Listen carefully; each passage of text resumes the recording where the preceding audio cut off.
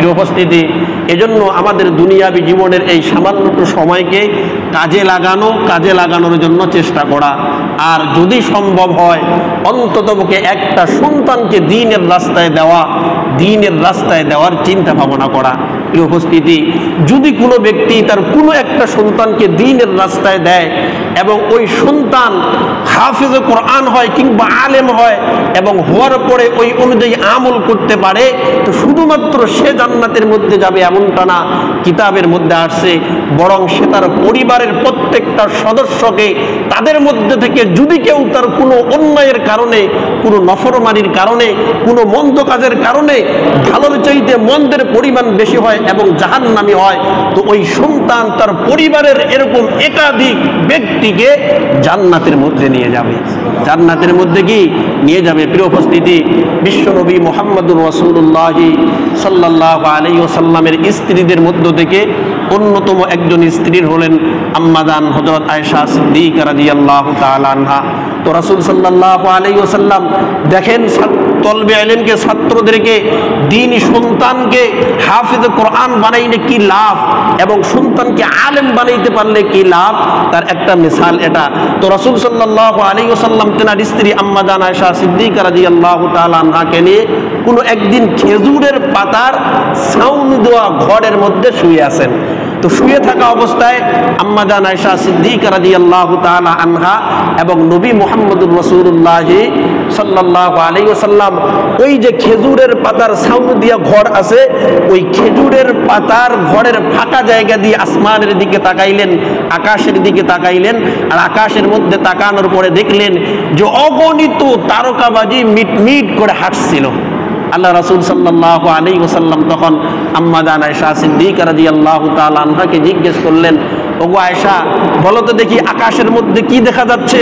আম্মাজান আয়েশা সিদ্দিকা রাদিয়াল্লাহু তাআলা আনহা বললেন যে কেন, আকাশের মধ্যে অগণিত তারা দেখা যাচ্ছে, নক্ষত্র দেখা যাচ্ছে। তখন রাসূল সাল্লাল্লাহু আলাইহি ওয়াসাল্লাম বললেন, ওগো আয়েশা, তুমি কি জানো এই পরিমাণ সওয়াব কার, এই পরিমাণ নেকিকার তুমি কি জানো? তো আম্মাজান আয়েশা সিদ্দিকা রাদিয়াল্লাহু তাআলা আনহা মনে মনে ভাবতে লাগলেন যে হয়তোবা আমার বাবা আবু বকর সিদ্দিক রাদিয়াল্লাহু তাআলা আনহুর কথা বলবেন। তো এই কথা মনের মধ্যে রেখে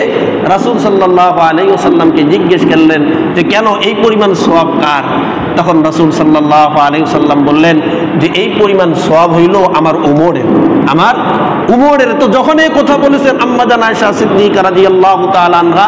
একটু মনের মধ্যে কি খারাপ মন মানসিকতা চলে আসছে, একটু মাইন্ড করছেন, কারণ তিনি চাইছিলেন যে হয়তো আমার বাবার কথা বলবে, কিন্তু যখন বাবার কথা বলে নাই, উমর রাদিয়াল্লাহু তাআলা আনহুর কথা বলেছিল, তখন তার একটু মনটা খারাপ হয়েছে। রাসূল সাল্লাল্লাহু আলাইহি ওয়াসাল্লাম এমন অবস্থা দেখার পরে তখন আম্মাজান আয়েশা সিদ্দিকা রাদিয়াল্লাহু তাআলা আনহাকে বললেন যে ওগো আয়েশা, শোনো, আমার উমরের সওয়াবের পরিমাণ দেখানোর মতো বস্তু দুনিয়ার বুকে আছে বিধায় ইতিপূর্বে আমি তোমাকে দেখিয়েছি, কিন্তু আমার আবু বকর সিদ্দিক রাদিয়াল্লাহু তাআলা আনহুর সওয়াবের পরিমাণ এত বেশি যে যেটা দুনিয়াতে দেখানোর মতো কোনো বস্তু নাই। প্রিয় উপস্থিতি, তো হাদিসের মধ্যে আসছে, আল্লাহ রাসূল এই কথা বলার উদ্দেশ্য হইল, হাদিসের মধ্যে আসছে আল্লাহ রাসূল সাল্লাল্লাহু আলাইহি ওয়াসাল্লাম বলেন, মান ক্বরাআল কুরআন ফাস্তাজহারাহু ওয়া হাল্লাল হালালাহু ওয়া হাররামা হারামাহু আদখালাহুল্লাহুল জান্নাহ ওয়া শাফাআহু ফি আশরাতিন মিন আহলি বাইতিহি কুল্লুহুম কদ ওয়াজাবাত লাহুন নার। হাদিসের মধ্যে আসছে একজন হাফেজ কোরআন হেফজ শেষ করার পরে ওই অনুযায়ী যদি সে আমল করতে পারে, তাহলে কাল কিয়ামতের ময়দানে কঠিন মুসিবতের সময় আল্লাহ পাক ওই হাফেজ কোরআনকে এমন 10 জন ব্যক্তিকে জান্নাতের মধ্যে নিয়ে যাওয়ার সুযোগ দিবেন, কুল্লুহুম কদ ওয়াজাবাত লাহুন নার, যাদের জন্য জাহান্নাম অবধারিত ছিল, এমন 10 জন ব্যক্তিকে একজন হাফেজ কোরআন হেফজ শেষ করার পরে ওই অনুযায়ী আমল করে যদি চলতে পারে, তো এরকম 10 জন ব্যক্তিকে জান্নাতের মধ্যে নিয়ে যাওয়ার আল্লাহ পাক একজন হাফেজ কোরআনকে সুযোগ দিবেন। তো প্রিয় উপস্থিতি, তো একজন হাফেজে কোরআন কতজন ব্যক্তিকে, কতজন জাহান্নামী ব্যক্তিকে জান্নাতের মধ্যে নিয়ে যাবে, রাসূল সাল্লাল্লাহু আলাইহি ওয়াসাল্লাম হাদিসের মধ্যে এটা স্পষ্ট করেছেন এবং এর সংখ্যাও স্পষ্ট করেছেন।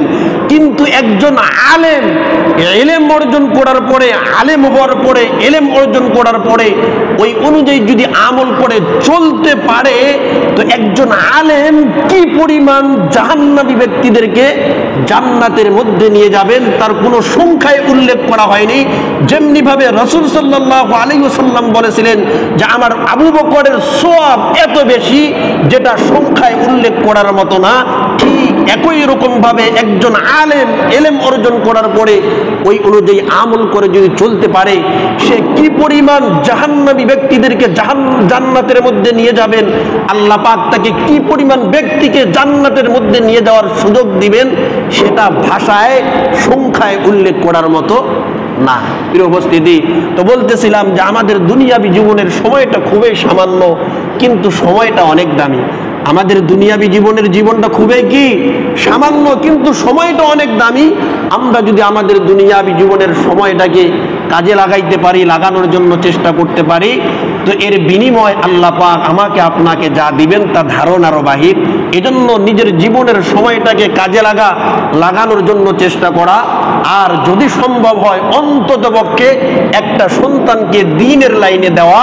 দ্বীনি প্রতিষ্ঠানে দেওয়া এবং হাফেজ এবং আলেম বানা। যদি দুটাই বানানো সম্ভব না হয়, আলেম বানা, এটাও যদি সম্ভব না হয়, তাহলে অন্ততপক্ষে হাফেজ কোরআন বানা। যদি বানাইতে পারি, তো আমার, আপনার, আমার স্ত্রীর, আমার পরিবারের কোনো একজনের কোনো আমলের মধ্যে গলতি থাকার কারণে, ঘাটতি থাকার কারণে যদি কাল কিয়ামতের ময়দানে মুসিবতের মধ্যে পড়ি, তো ইনশাআল্লাহ আমার সন্তান আমাকে আপনাকে সেই মুসিবত থেকে উদ্ধার করবেন।